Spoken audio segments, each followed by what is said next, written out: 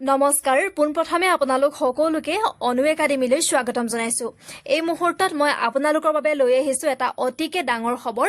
অসমৰ প্ৰতিজন চাকৰি প্ৰত্যাশী যুৱক যুৱতীৰ বাবে এই মুহূৰ্তত আটাইতকৈ ডাঙৰ খবৰ। অসমৰ মুখ্যমন্ত্ৰী ডক্টৰ হিমন্ত বিশ্ব শৰ্মা ডাঙৰীয়াই এডিআৰই আৰু অসম পুলিচৰ পৰীক্ষাক লৈ কৰিছে এটা ডাঙৰ ঘোষণা। মুখ্যমন্ত্ৰী ডক্টৰ হিমন্ত বিশ্ব শৰ্মা ডাঙৰীয়াই তৃতীয় আৰু চতুৰ্থ বৰ্গৰ পৰীক্ষাৰ সময় ঘোষণা কৰিছে। তেওঁ কয় যে এপিএছচিৰ আৰ্হিত অনুষ্ঠিত হ'ব এইবাৰৰ এডিআৰই পৰীক্ষা। লগতে তেওঁ এইটোও কয় যে তিনিটা পৰ্যায়ত অনুষ্ঠিত হ'ব তৃতীয় বৰ্গৰ পৰীক্ষা। প্ৰাৰম্ভিক, মূল আৰু সাক্ষাৎকাৰ পৰ্ব অনুষ্ঠিত হ'ব। এডিআৰইৰ তৃতীয় বৰ্গৰ পৰীক্ষা অনুষ্ঠিত হ'ব 15, 22 আৰু 29 ছেপ্টেম্বৰত। আপোনালোকে মনোযোগেৰে শুনক, 15 ছেপ্টেম্বৰ, 22 ছেপ্টেম্বৰ আৰু 29 ছেপ্টেম্বৰ তাৰিখে অনুষ্ঠিত হ'ব এডিআৰইৰ তৃতীয় বৰ্গৰ পৰীক্ষা আৰু এডিআৰইৰ চতুৰ্থ বৰ্গৰ পৰীক্ষা অনুষ্ঠিত হ'ব 20 আৰু 27 অক্টোবৰত। লগতে তেওঁ লাইভ যোগে এইটোও কয় যে অক্টোবৰৰ 3 তাৰিখৰ পৰা অসম আৰক্ষীৰ শাৰীৰিক পৰীক্ষাসমূহ অনুষ্ঠিত হ'ব। মুখ্যমন্ত্ৰী ডাঙৰীয়াই লাইভ যোগে এইটোও কয় যে এই বৰ্ষতে আৰক্ষীত 6,434টা পদ পূৰণৰ লক্ষ্য চৰকাৰৰ। লগতে তৃতীয় বৰ্গত 7,500টা পদত হ'ব নিযুক্তি আৰু চতুৰ্থ বৰ্গত প্ৰায় 4,500টা পদত হ'ব নিযুক্তি। লগতে তেওঁ কয় যে গণিত বিষয়ৰ বাবে বিদ্যালয়ত সুকীয়া শিক্ষক নিযুক্তি দিব চৰকাৰে।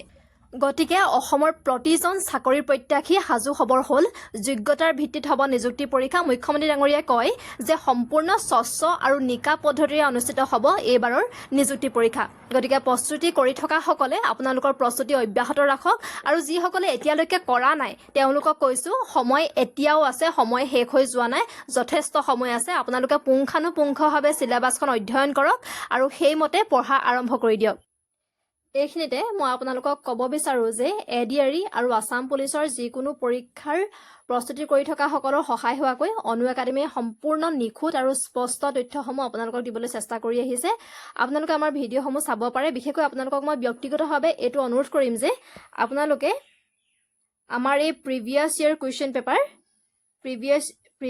কুৱেশ্যন পেপাৰ এই প্লেলিষ্টটো এবাৰ চাব।